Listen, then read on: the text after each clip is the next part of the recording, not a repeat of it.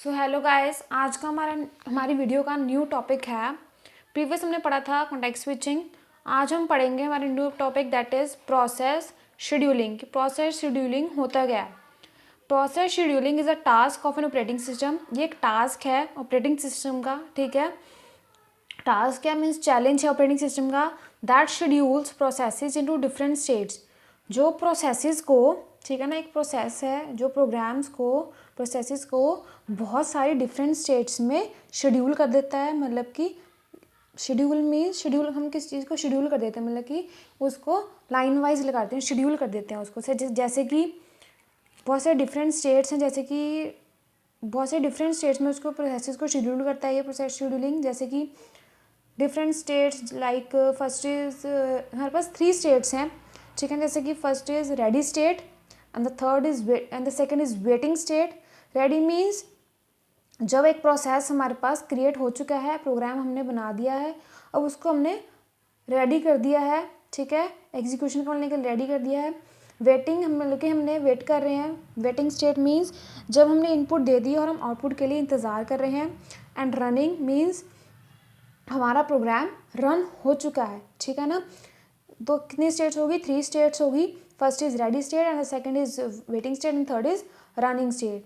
Next process scheduling हमें कहता है it allows the operating system to allocate a time interval of CPU execution for each process.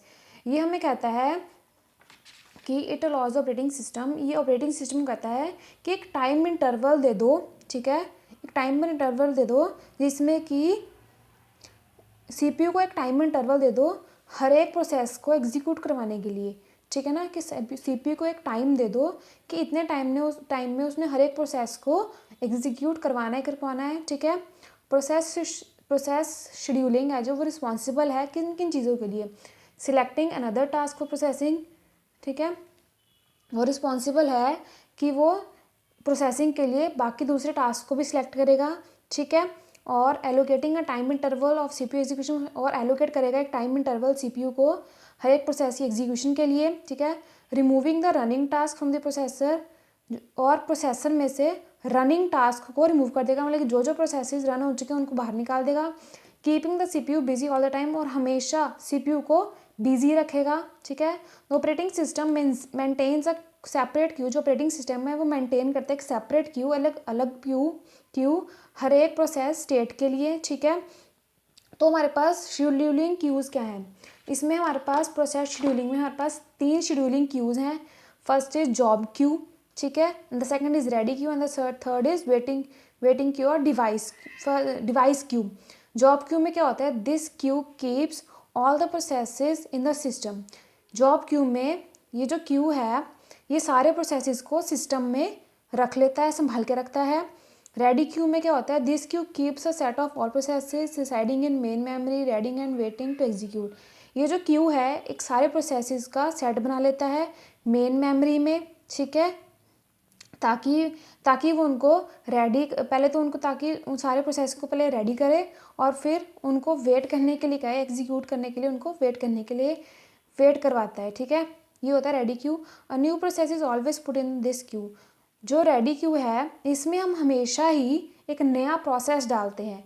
क्या करते हैं, इसमें हम हमेशा एक नया प्रोसेस डालते हैं, ठीक है।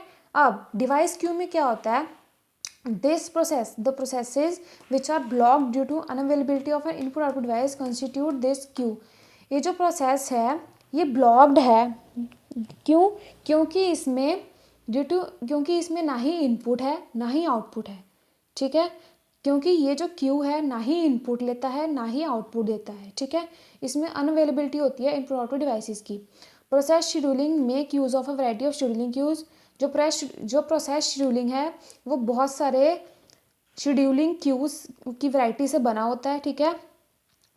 और जिसको हम और इसको हम प्रोसेस शेड्यूलिंग में को हम 2 स्टेट प्रोसेस मॉडल भी बोलते हैं। इसमें टू स्टेट प्रोसेस मॉडल क्यों बोलते हैं, क्योंकि इसकी 2 स्टेट्स होती हैं। First is running state and the second is non running state. Running state में क्या होता है, whenever new process is built, जब हमेशा एक नया प्रोसेस बनता है, it is entered into the system, वो सिस्टम में चला जाता है, ठीक है, जो रन करता है। अगर कोई भी प्रोसेस रन कर रहा है that is in running state, अगर कोई भी प्रोसेस रन नहीं कर रहा है, ठीक है ना, और उसको हमने क्यू में रख दिया है और उसको हम इंतज़ार कर रहे हैं एग्जीक्यूट करवाने के लिए बार बार, तो वो है नॉन रनिंग स्टेट में। वो program that program is in not running state category, ठीक है।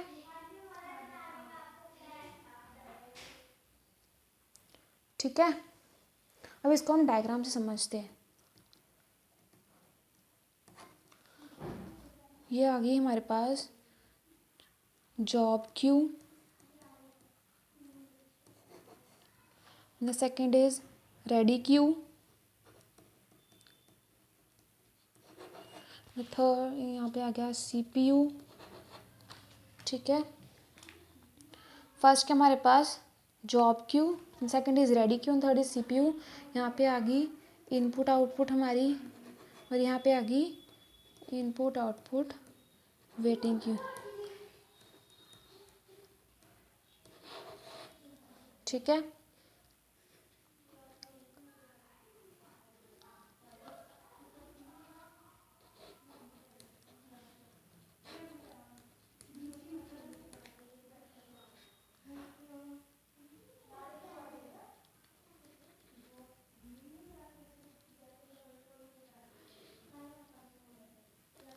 ठीक है, ये हमारे पास डायग्राम है प्रोसेस शेड्यूलिंग, जिसमें क्या होता है every new process first put in the ready, हम हर एक नए प्रोसेस को पहले रेडी क्यू में डालते हैं।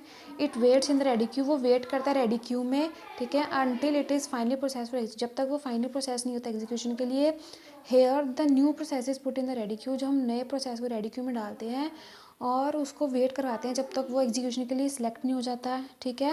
नए प्रोसेस को हमेशा हम रेडी क्यू में डालते हैं, जब तक वो सिलेक्ट, जब तक वो उसको हम वेट करवाते हैं तब तक वो एग्जीक्यूशन के लिए तैयार नहीं हो जाता। One of the processes allocated the CPU and it is executing, इनमें से एक प्रोसेस को हम एलोकेट करते हैं सीपीयू में, और वो ताकि हम उसकी एग्जीक्यूशन करवा सकें, ताकि हम उसको एग्जीक्यूट करवा सकें।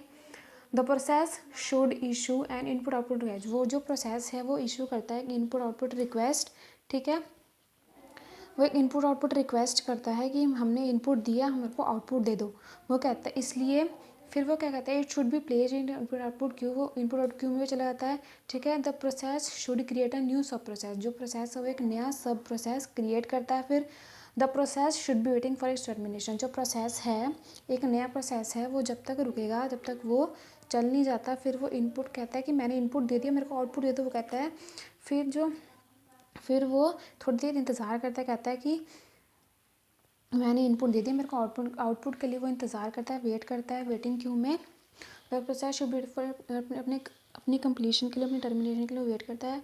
It should remove forcefully from the CPU, वो फोर्सफुली फिर सीपीयू में से निकल जाता है।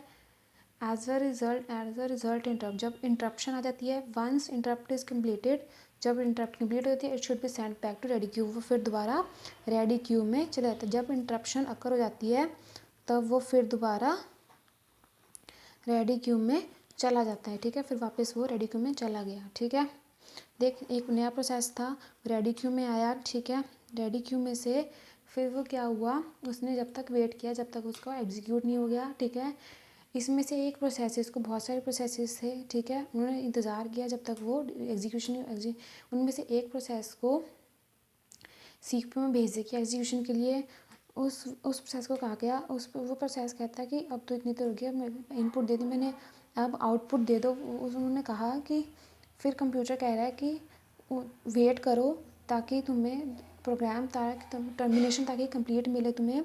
तो उसने वेट किया, ठीक है ना। वेट करने के बाद फिर क्या हुआ, वो सीपीयू में से फोर्सफुली बाहर निकल गया वो प्रोग्राम, ठीक है।